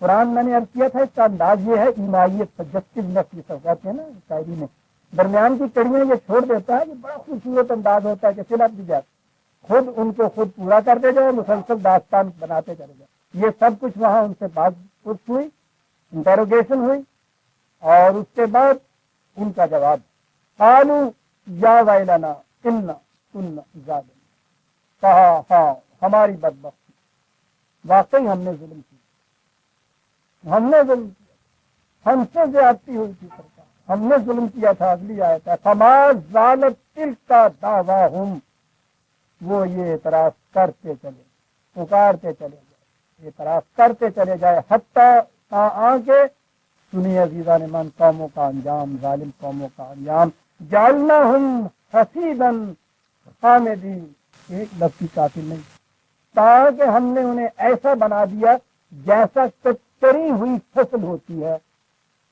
جس فصل کو کوئی چر جائے یا کاٹ لی جائے، باقی اس کے نیچے نیچے کچھ نشانات ہی باقی رہ جاتے ہیں، جیسے کٹی ہوئی فصل، خامدین بجھا ہوا شعلہ۔ مسلمان نہیں، راستہ ڈھیر ہے، اس نے یہی سے کہا قوم کٹی ہوئی فصل، بجھا ہوا شعلہ۔ بجھے ہوئے شعلے کا بھی نشان ہوتا ہے، راکھ ہوتی ہے، کٹی ہوئی فصل کا بھی وہ نشان ہوتا ہے، ایک دانہ اس کے اندر ثمر کا نہیں ہے۔ کہا یہ کیفیت ہوتی ہے قوموں کی تباہیوں کی جب وہ آ جاتی ہے۔ فنعتذرهم من حیث لا یعلمون، پھر ہم وہیں آ گئے، پھر یا بدرجہ وہاں لے جائیں گے جہاں اس وقت محسوس بھی ان کو نہیں ہوتا کہ کہاں سے یہ تباہی آ رہی ہے۔ وَأُمْلِي لَهُمْ، مہلت کا وقفہ ان کے لیے دے دو، ان کے لیے نصب چیز ہے، شاید یہ اس دوران میں بھی اپنی صورت کو سمجھ لیں، ورنہ انا قیدی متین، یہ نہ سمجھو کہ ہماری گرفت بڑی ڈھیلی ہوتی ہے، بڑی محکم ہوتی ہے، لیکن متانت کے ساتھ ہم یہ کرتے ہیں، چھوڑا پن نہیں ہے۔ دیکھیں کہا یہ باتیں تم ان سے کہہ رہے، افلم یتفکروا، ان سے کہو کہ نہ تو اس کے لیے میں کچھ دباؤ ڈال رہا ہوں تم، نہ جذباتی طور پہ کچھ منوانا چاہتا ہوں، نہ اعتقادی طور پہ کوئی چیز چاہتا ہوں کہ تم یوں ہی مان لو۔ افلم یتفکروا، ان سے کہو کیا تم غور و فکر نہیں کرتے جو کچھ میں کہہ رہا ہوں؟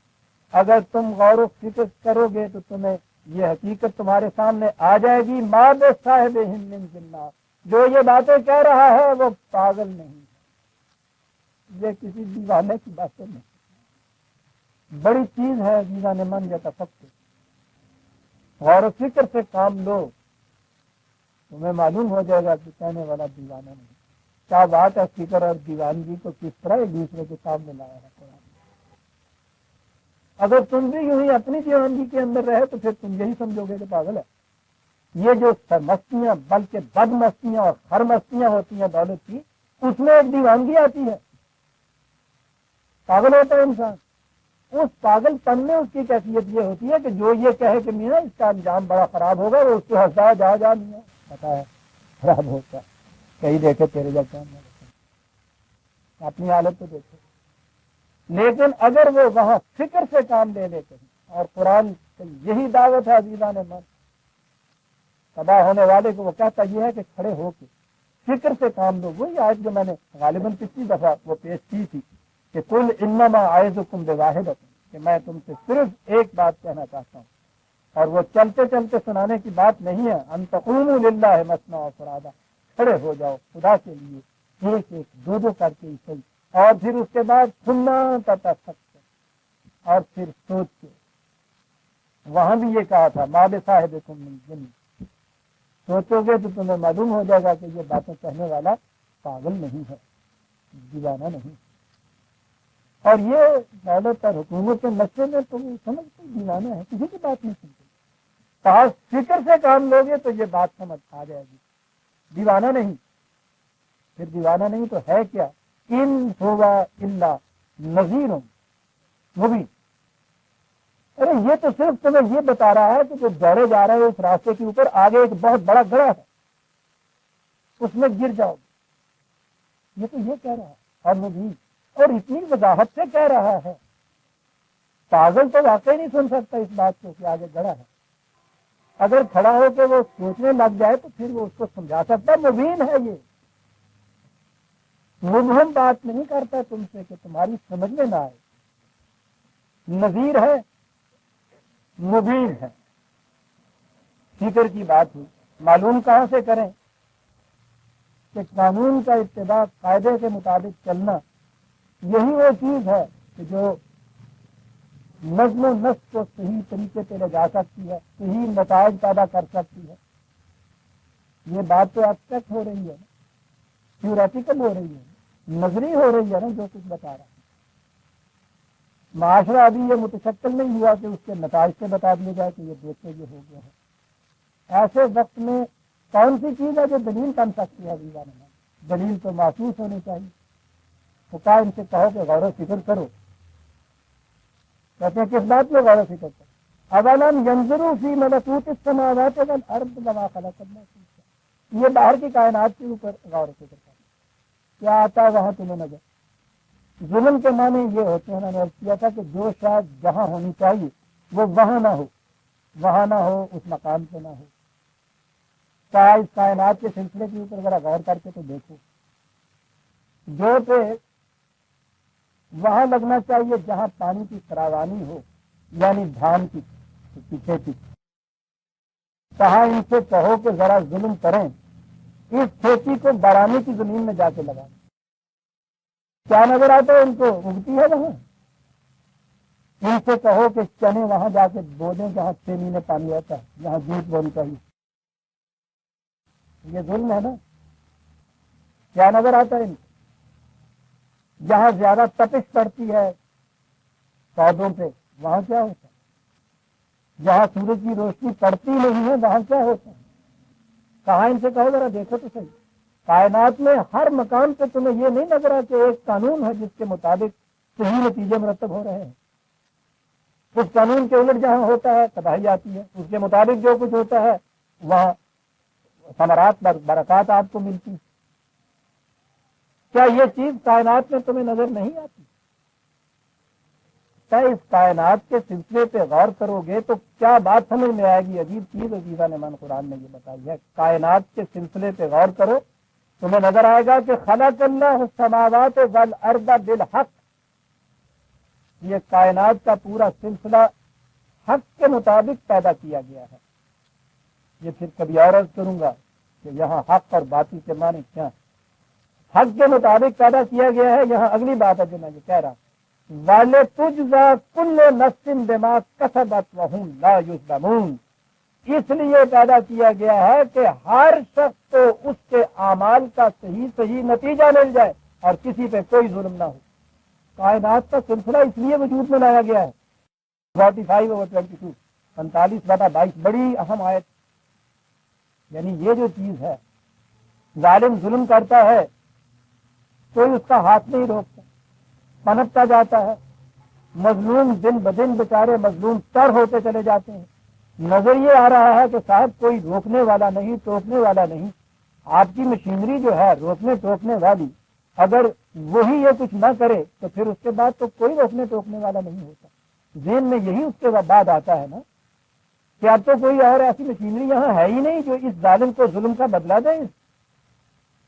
قرآن کہتا ہے کہ یہ سوال نہیں ہے، یہ تو تمہارا معاشرتی نظام ہے، یہ سوسائٹی کا نظام ہے جس میں تمہاری پولیس عدالت کس قسم کے جرائم کا قانون سیکھنے کی سزا دیتی ہے۔ اگر یہ مشینری اپنا کام چھوڑ دے تو یہاں تو نہیں ملتی یہ سزا، لیکن یہ نہیں کہ یہ جتنے جرائم ہیں وہ بغیر سزا کے رہ جاتے ہیں۔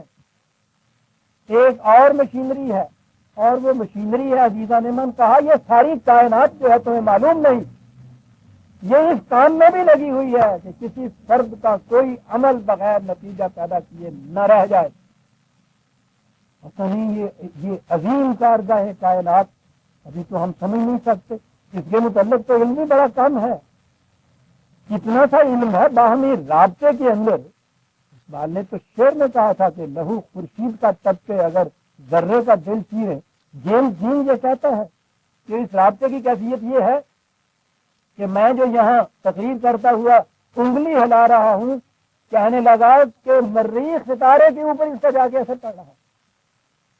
مریخ یا زہرا ایک ستارے کا نام اس میں کہتا کیفیت یہ ہے یہاں تو آپاہمی رب کی، اور میں کچھ نہیں کہہ سکتا کہ میرے ان الفاظ کا اثر کائنات میں کہاں کہاں جا کے پڑ رہا ہے۔ آج بھی یہاں تک یہ پہنچ گئے وہ علم الافلاق کا ہمارے اس دور میں سب سے بڑا ماہر ہے جیمس جی دا مسٹیریس یونیورس والا. قرآن نے یہ بات 1400 سال بعد کہی تھی کہ تمہیں کیا معلوم ہے کہ یہ کارگاہ کائنات نظاہر تمہیں ایسا ہی نظر آتا ہے کہ چاند نکلتا ہے سورج نکلتا ہے یہ سب کچھ ہوائیں چلتی ہیں, تمہیں کیا معلوم ہے. تمہارے اعمال کو یہ پریزرو کیے ہوئے ہے اور ان کے نتائج جو ہے مرتب کی جا رہی ہے. یہ مشینری, یہ اتنی بڑی مشینری ہے یہ یہاں کی پولیس اور یہاں کی عدالت نہیں. تو ہم لا یستکبرون, اور یہ ہمارے حکم سے کبھی سرتابی نہیں برت یا فدون ما یؤمرون, جو کچھ ان سے کہا گیا ہے کرتے چلے جاتے ہیں. یہ مشینری ہے. میں سمجھتا ہوں شادی کے ذہن میں یہی کچھ تھا جو اس نے بھی کہا تھا, ابر و باد و مہو خورشید و فلک در کارند, ابر و باد و مہو خورشید و فلک در کارند تاتو نانے با کافاری ہو بغفلت نہ کھوتی. یاد رکھ, یہ بادل, ہوائیں, چاند, ستارے, فلک سارے کام میں لگے ہوئے ہیں, اور وہ یہ ہے کہ تو روٹی ہاتھ پہ رکھے, غفلت سے نہ اس کو کھا جائے, غافل نہ ہو جائے اس بات سے کہ کہاں سے آئی تھی, کیا نتیجہ پیدا کرے گی, کیوں میں کھا رہا ہوں, کس کی یہ تھی, اس کے بعد مجھے اس سے کیا کرنا ہے. ان چیزوں سے غافل نہ ہو جائے. یہ دیکھنے والا کوئی نہیں ہے. ٹھیک ہے روٹی تیرے ہاتھ پہ تو کھا رہا ہے, لیکن امر و باد و مہو خورشید و فلک در کارم جاتا. یہ ذات سپاہی وہ یہی چیز تھی جو قرآن نے کہی کہ ہم نے سماوات والارض کا سلسلہ اس لیے پیدا کیا ہے کہ کسی انسان کا کوئی عمل بغیر نتیجے کے نہ رہ جائے. اور عمل کے لیے تو اس نے یہ کہا ہے کہ وہ نگاہ کی خیانتوں, دل کے ارادوں کو بھی جانتا ہے. عمل تو وہاں سے شروع ہو جاتا ہے. اولم ينظروا فی ملکوت السماوات والارض وما خلق اللہ من شیء, کیا انہوں نے غور نہیں کیا اس چیز کے اوپر, کائنات کے سلسلے کے اوپر, کہ کس طرح سے ذرا سی قانون شکنی کتنے تقریبی نتائج پیدا کر دیتی ہے. یہاں سے دیکھ لو تم. اور یہ جو چیز ہے اس میں بھی نظر آئے گا کہ مہلت کا وقفہ ہے. بیج بونے میں اور فصل پکنے میں مہلت کا وقفہ ہوتا ہے. یہی وقفہ تمہارے ہاں بھی ہے. وَأَنْ عَسَىٰ أَن يَكُونَ قَدِ اقْتَرَبَ أَجَلُهُمْ, ہو سکتا ہے کہ ان کا وہ وقت جب وہ محسوس شکل میں سامنے آ جاتی ہے, وہ میعاد ہے, وہ جو وقفہ ہے درمیان کا, وہ جو مہلت کا وقفہ ہے, ختم ہونے ہی والا ہو. کہ ہو سکتا ہے ختم ہونے ہی والا ہو. کہا کہ ان سے کہو کہ ابھی تو وقت ہے, ان صداقتوں کو صحیح مان لو, کھڑے ہو جاؤ, واپس لوٹ جاؤ, اصلاح کر لو, بچ جاؤ گے. اگر وہ یہ وقت ختم ہو گیا, نتیجہ تباہی کا سامنے آ گیا, سب اے حدیث بادہ یؤمنون, تو اس کے بعد پھر کون سی بات باقی رہے گی جو تم ایمان لاؤ گے. وہ ایمان کی بات کون سی باقی رہے گی, نتیجہ ہی سامنے آ گیا, پھر ایمان کا لاؤ گے. پھر کون سی بات ایسی اور ہوگی جس کے اوپر تم ایمان لاؤ گے. یاد رکھو تمہاری کاریگریوں سے کچھ نہیں ہو سکتا. نہیں یضلل اللہ فلا ہادی لہ, عام ترجمہ پھر آپ کو اسی مغالطے میں ڈال دے گا. اور یہ چیز بار بار آ چکی ہے, اس لیے مجھے اب زیادہ تفصیل میں جانے کی ضرورت نہیں. جو قوانین خداوندی کو چھوڑ کر اپنے راستہ آپ کو تلاش کر دیتا ہے, وہ سرگرداں پھرتا رہتا ہے, آرام پھرتا رہتا ہے, رائے راست کے اوپر نہیں آ سکتا. منزل تک پہنچانے کا ایک ہی راستہ ہے, اور وہ وہی راستہ ہے کہ جو تمہیں خدا نے بتایا ہے. اسی کی ہدایت سے ہی ہدایت ہے. جو اسے چھوڑ کر دوسرے راستے اختیار کر لیتا ہے وہ کبھی منزل مقصود تک نہیں پہنچتا. وہ یذرہم فی طغیانہم یعمہون, انہوں نے وہ راستہ چھوڑ دیا, صحراؤں میں نکل گئے. کوئی سڑک نہیں, کوئی نشان راہ نہیں, کوئی سائن پوسٹ نہیں, پھر رہے ہیں, سرگرداں پھر رہے ہیں. فی طغیانہم یعمہون, دو لفظ عظیم, سرکشی برتی اور اس کے بعد راستہ گم ہوا, صحراؤں میں نکل گئے. اس کے بعد آنکھیں کھلی ہوں, آنکھیں بند ہوں, فرق کیا پڑتا ہے. سرکشی میں اندھا ہو جاتا ہے آدمی. کہا پھر نہیں صحیح راستہ سامنے چھوڑ دیں گے. یسألونک عن الساعۃ ایان مرساہا, یہ تم سے پوچھتے ہیں کہ صاحب یہ جو تم بار بار ہمیں متنبع کرتے ہو، وارننگ دیتے ہو، تنظیر کرتے ہو کہ یاد رکھو تمہارے غلط اعمال سے تباہی آ جائے گی، آ جائے گی، پوچھتے ہیں تم سے کب آئے گی؟ کیا بات ہے، کب آئے گی؟ کب کی بات تو کوئی نہیں بتا، آثار و انعامات سے ہی معلوم ہو سکتا ہے جتنی قریب رہ گئی۔ پوچھتے ہیں تجھ سے ہے 10 منٹ ہیں، 2 لفظ آئے ہیں سامنے، جی نہیں چاہتا آگے جانے کو۔ الساعۃ ایان مرساہا، ترجمے میں آپ دیکھیں گے تم سے قیامت کے متعلق پوچھتے ہیں کب وہ آئے گی، بات اس سے آگے ہے، گہری ہے عزیزان میں، اور بڑی لطیف کی اور بڑی خوبصورت انداز میں یہ کہی گئی۔ الساعۃ کہا ہے نا کہ یہ واقعات، حوادث، تمہارے اعمال، روش تو کہتے ہیں اس کو ہے جو راستہ ہے، اس سے چلے جا رہے ہو تم، چلے جا رہے ہو تم، ابھی چلے جا رہے ہو، رک نہیں رہے ہو تم۔ یہ جسے کہا ہے کہ وہ تقریب، وہ ہلاکت، وہ آخری محسوس شکل میں سامنے آتی ہے، وہاں کھڑا ہو جاتا ہے، رکتا ہے وہاں جا۔ دیکھیے کس خوبصورت انداز میں بات۔ اب ساعت کے معنی ہمارے یہاں ہمیشہ قیامت کر دیے جاتے ہیں، ہم بات یہ بھی نہیں ہے۔ ساعت کے معنی ہے مسلسل گزرتے رہنے والی۔ ساعت گھڑی کو کہتے ہیں، 1 ساعت 2 ساعت، یہ ہمارے یہاں لفظ استعمال ہوتا ہے، ویسے ساعت کہتے ہیں گھڑی کو، گزرنے والی چیز، مسلسل چلے جانے والی۔ یہ تمہاری اس وقت کی روش جو ہے یہ ٹھیک ہے، مسلسل آگے چلی جا رہی ہے، گزر رہی ہے۔ ایانا مرسا ہے، کیا بات ہے قرآن کی حفظہ نمان تو یہ کی تصویر کیا ہے؟ ایانا مرسا، یہ جو آب رواں سے کشتی یوں چلی جا رہی ہے، یہ لنگر انداز کہاں ہوگی؟ مرسا کے معنی ہوتا ہے کشتی کا لنگر انداز ہونا۔ پوچھتے ہیں یہ کہ چلے جا رہے ہیں ہم، کشتی کے اوپر چلے جا رہے ہیں، بہاؤ کی طرف چلے جا رہے ہیں، تم روک رہے ہو کہ نہیں صاحب یہ نہیں بہے گی، یہ رکے گی پھر ٹکڑے ٹکڑے ہوگی۔ تم سے پوچھتے یہ ہیں، میں نے عرض کیا عزیزان من، ترجمے میں تو یہ نظر آ گیا، تم سے پوچھتے ہیں کہ قیامت کب آئے گی۔ بات یہ، وہ جو تصور آپ کے ہمارے ذہن میں پیدا کیا گیا ہے، بات کچھ اور اس سے آتی ہے۔ یہ نہ کہیے گا کہ ہم اس قیامت کے قائل نہیں ہیں، وہ تو اپنی جگہ ایک بار حق کی، لیکن یہ اقساط جو ہے مقام سے قیامت، یہ تو ہر قوم جو ہے اس کے لیے اس کے ذکر چلا آ رہا۔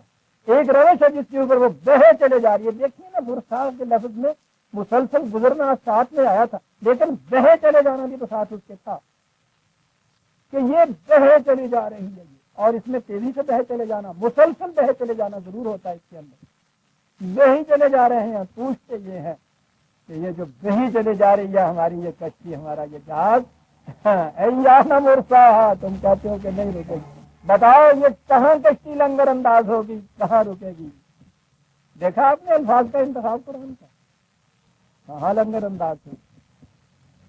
کشتی حضرت نوح میں یہ آیا ہے، بسم اللہ مجریہا و مرساہا، قل انما علمھا عند ربی، ان سے کہہ دو کہ یہ بات جو مستقبل کی ہے کہ کب یہ واقعہ ہوگا میں نہیں بتا سکتا، کوئی بھی نہیں بتا سکتا، مستقبل کا علم مجھے نہیں، میں نذیر ہوں، میں یہ بتا سکتا ہوں کہ اس روش کا نتیجہ تباہی ضرور ہے، یہ کب ہوگی میں نہیں بتا سکتا، یہ صرف خدا کو علم ہے اس چیز کہ یہ سارے تمہارے اعمال کا کیومولیٹو ایفیکٹ کب ایسا ہوگا جس میں یہ تباہی کی شکل میں تمہارے سامنے آ جائے گا، میں نہیں بتا سکتا۔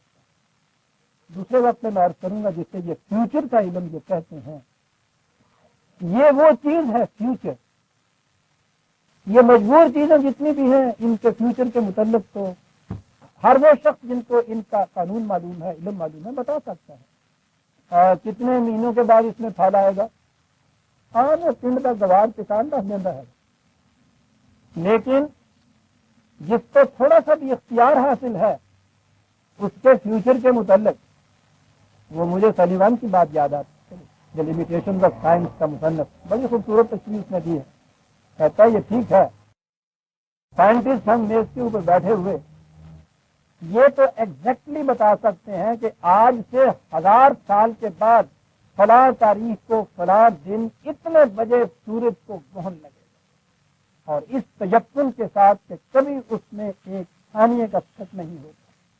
لیکن اس نے کہا کہ ہم 10 سائنٹسٹ بیٹھے ہیں، یہ مکھی بیٹھی ہے میز پہ، ہم 10 کے 10 مل کر بھی یہ نہیں بتا سکتے کہ یہاں سے یہ اڑ کے کہاں بیٹھے گی۔ خوبصورت بات، اور مکھی کو تو اتنا ہی اختیار ہے کہ اڑ کے کہاں بیٹھے گی۔ انسان اللہ اکبر، جس کائنات میں اختیار و ارادہ یا اوپر خدا کو حاصل ہے یا نیچے اس کو حاصل ہے، اس کے مستقبل کے متعلق عزیزان من، اس کے مستقبل کے متعلق یہ بتانا، 10 سائنٹسٹ یہ نہیں بتا سکتے کہ مکھی اڑ کے کہاں بیٹھے گی۔ وہ انسان صاحب اختیار و ارادے کے متعلق یہ بتائے کہ اس کا یہ کل کیا کرے گا، 100 سال کے بعد کیا کرے گا، یا 20 برس کے بعد کیا کیفیت اس کی ہوگی، یہ بتا دے گا اس کو۔ ہم آپ یہ جتنے بھی مستقبل کا علم بتانے والے جو ہیں مدعی بے خبر قیاس آرائیاں ہیں عزیزان من۔ پھر کر دوں، بات بڑی آسان تھی، جو صاحب اختیار ہے اس کے اگلے قدم کے متعلق آپ نہیں بتا سکتے کہ کدھر مڑ جائے گا اس طرح کی، سمجھے نا؟ یہ خاک زندہ ہے تو سادے ستارہ نہیں، خاک زندہ کے متعلق تو نہیں بتا سکتا کہ کدھر مڑ جائے گا ہے۔ تو اسی لیے کہا کہ اس کا علم تو صرف خدا کو ہے، یہ فیوچر کی بات ہے۔ اور پھر اسی فیوچر کے متعلق وہ پیشین گوئیاں جو ہمارے یہاں ہوتی ہیں، بس سمجھ میں نہیں آتی بات۔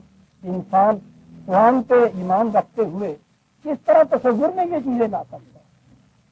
پیش گوئی کے معنی نہیں ہے انسانی دنیا۔ میں نے کہا کہ چاند سورج کے متعلق تو وہ پیش گوئی جو ہے وہ مجبور ہے دنیا، اس کے متعلق میں نے کہا حساب ہے، قاعدہ ہے، وہ اس پہ اختیار نہیں رکھتے کہ اس کے خلاف چلیں۔ لیکن انسان فرد ہو یا انسانوں کی دنیا ہو یا انسانیت ہو، اس کی دنیا کے متعلق کوئی پیش گوئی کر دینا جو ہے خدائی کا دعویٰ ہے عزیزان من۔ رسول اللہ صلی اللہ علیہ وسلم یہاں یہ فرما رہے ہیں کہ نہیں بھائی، قل انما علمہ عند ربی۔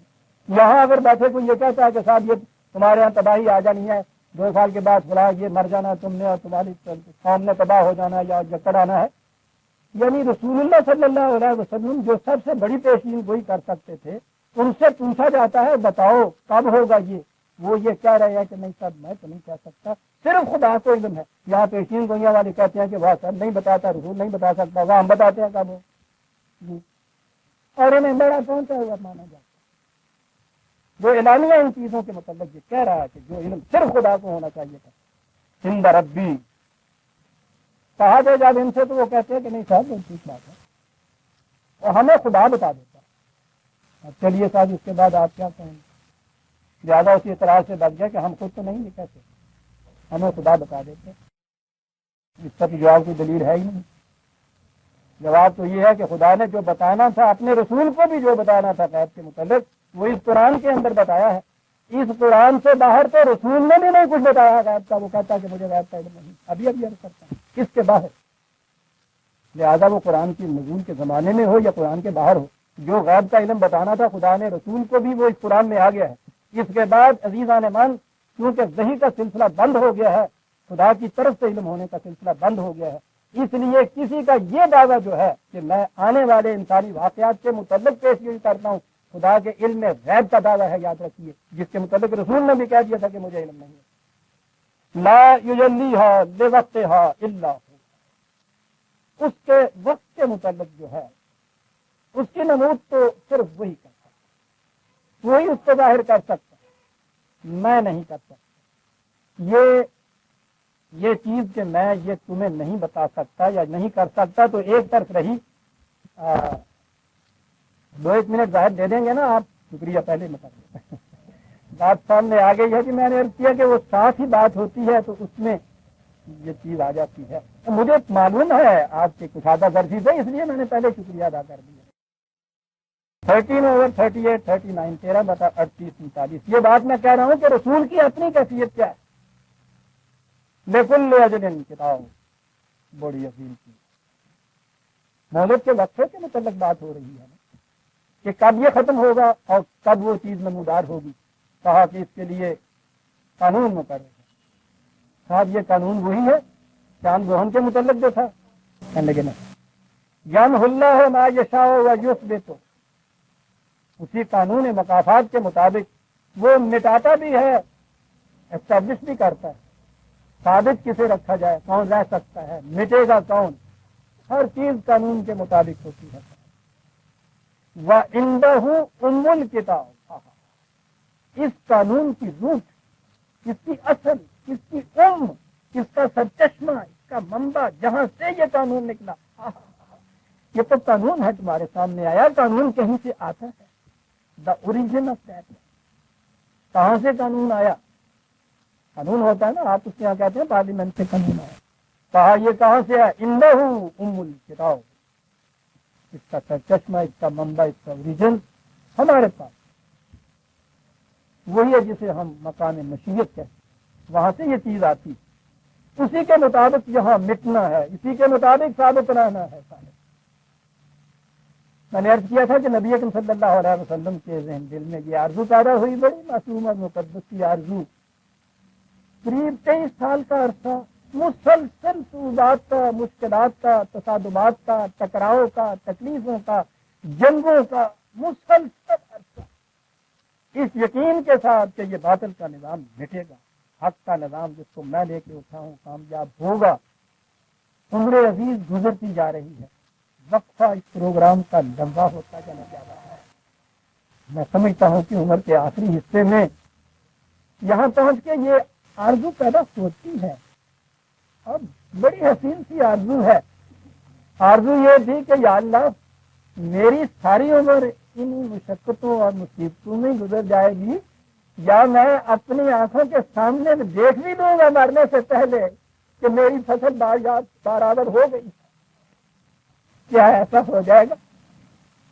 اتنی چھوٹی سی، اتنی معصوم سی آرزو تھی، جسے ہم کہتے ہیں وہ اپنے محبوب کی خاطر یہ کچھ کرتا ہے۔ وہ عاشق تو اس محبوب سے زیادہ سخت ہوتا ہے۔ جی میں آتا یہ ہے کہ وہ کہہ دیتا کہ بھائی تم نے ایسے کہا ہے، ہم بھی سمجھتے ہیں کہ ہونا چاہیے، بس ٹھیک ہے ہو جائے گا تمہارا۔ کتنی بڑی چیز، تو بات پوچھیے نہیں، خدا ہے، جذبات میں نہیں آتا۔ کہا کہ ٹھیک ہے ہم محسوس کرتے ہیں تیرے دل میں یہ بات آتی ہے۔ اس جواب سے عزیزاں نعمت، ہم تو چھوٹی سطح کے لوگ ہیں، چھوٹا سا دل ہے، دھکا سا لگتا ہے کہ جواب یہ نہیں چاہتے تھے۔ وَإِمَّا نُرِيَنَّكَ بَعْضَ الَّذِي نَعِدُهُمْ أَوْ نَتَوَفَّيَنَّكَ، تمہیں اس سے غرض نہیں ہونی چاہیے کہ اس کے نتائج تمہاری زندگی میں سامنے آ جاتے ہیں یا تمہارے مرنے کے بعد سامنے آتے ہیں۔ سمجھ لو کہ تمہارا کام کیا ہے اور سمجھ لو ہمارا کام کیا ہے۔ تمہارا کام ہے فَإِنَّمَا عَلَيْكَ الْبَلَاغُ، تمہارے ذمہ میں اتنا ہی ہے کہ تم پہنچاتے چلے جاؤ، پہنچاتے چلے جاؤ، یہ سب کچھ وَعَلَيْنَا الْحِسَابُ، یہ بات ہمارے ذمہ ہے کہ کب نتیجہ پیدا ہو جاتا ہے۔ وَاللَّهُ يَحْكُمُ لَا مُعَقِّبَ لِحُكْمِهِ، تمہیں اس سے ایمان ہے نا کہ فیصلہ ہم کرتے ہیں اور ہمارے فیصلے کے بعد کوئی اپیل بھی کسی کی نہیں ہو سکتی۔ یقین ہے نا تمہیں، یقین ہے اس کے متعلق۔ اور پھر یہ بھی سوچ لو کہ وَهُوَ سَرِيعُ الْحِسَابِ، یہ بھی نہیں ہے کہ ہم ایریئر میں رکھ چھوڑتے ہیں لکھ کے، اور جس پہ پے ہونے کے ٹھیک ہے جی ویل لگے گی کر دیں گے تو سَرِيعُ الْحِسَابِ۔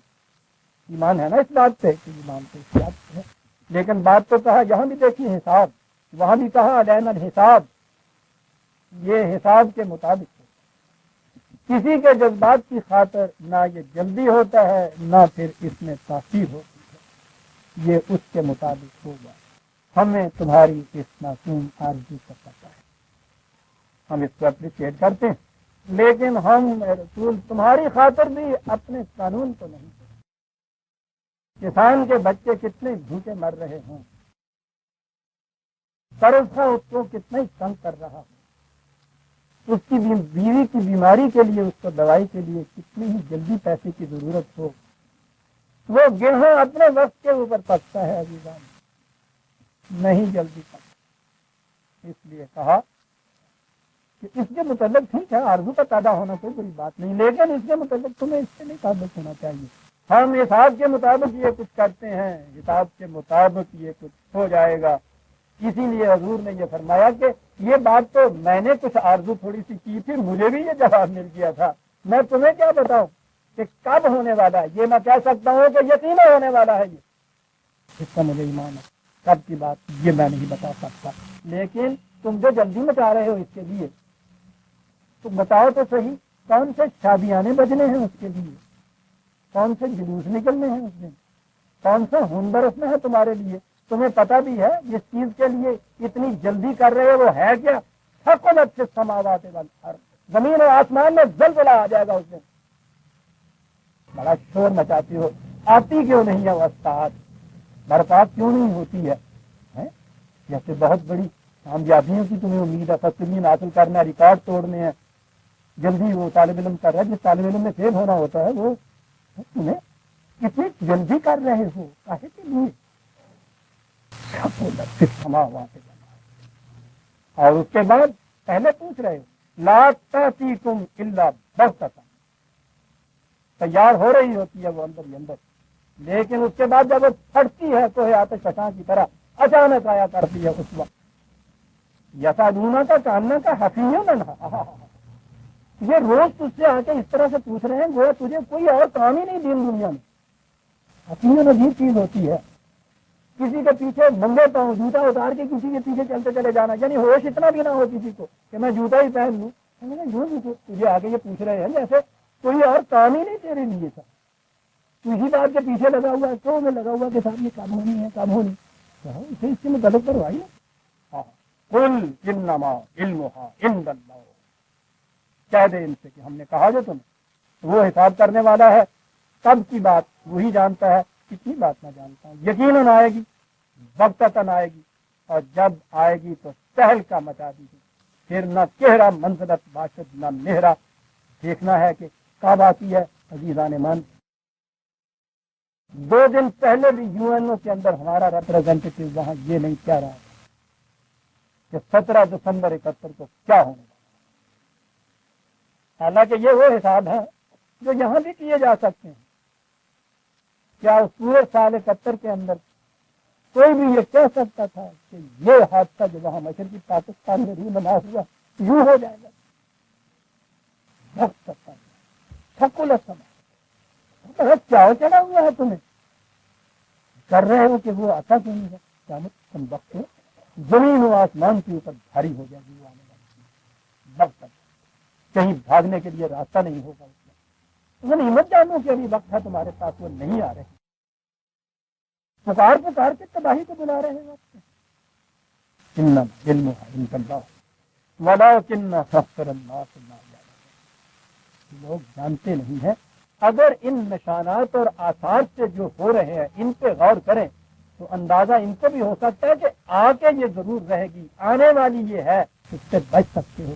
یہ بات کہ کب آئے گی اور کب یہ صورت ہوگی، اور آگے یہ حضور نے خود یہ کہا ہے، تم مجھ سے پوچھتے ہو کہ یہ اساعت اور یہ انقلاب کب آئے گا، ارے بابا اس کا علم تو ایک طرف رہا، قل لا املک لنفسی نفعا ولا، اس کا قانون اس کی بارگاہ، میں تو اپنے متعلق بھی یہ نہیں جانتا، اپنے نفع نقصان کے متعلق بھی کچھ نہیں جانتا، تمہاری بات کیا کروں، یہ بات آئندہ کروں گا، آج وقت ہو گیا ہے۔ سورہ الاعراف 187 آیت تک عزیزان من ہم آ گئے، 188 آیت سے آئندہ لیں گے۔ ربنا تقبل منا انک انت السمیع العلیم۔